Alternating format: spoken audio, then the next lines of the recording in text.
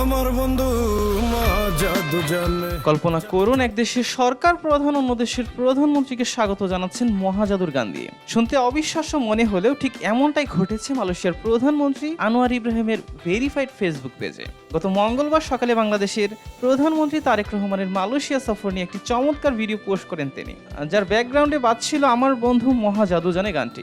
দুই নেতার এই আন্তরিক রসায়ন আর ব্যতিক্রমী আয়োজন কি আগামী দিনে দুই দেশের বন্ধুত্বকে এক নতুন উচ্চতায় নিয়ে যাবে?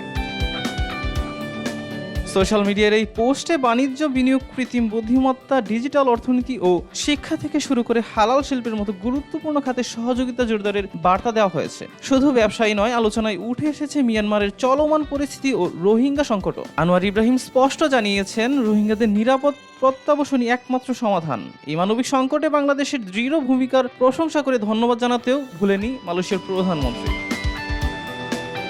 আঞ্চলিক শান্তি ও পারস্পরিক শ্রদ্ধাবোধের উপর জোর দিয়ে তিনি বাংলাদেশকে দক্ষিণ এশিয়ার অন্যতম গুরুত্বপূর্ণ অংশীদার হিসেবে উল্লেখ করেন। আনোয়ার ইব্রাহিমের বিশ্বাস, এই দ্বিপাক্ষিক চুক্তি দুই দেশের অর্থনৈতিক উন্নয়নকে আরও ত্বরান্বিত করবে এবং মানুষের মঙ্গলের জন্য নতুন সম্ভাবনার দুয়ার খুলে দেবে।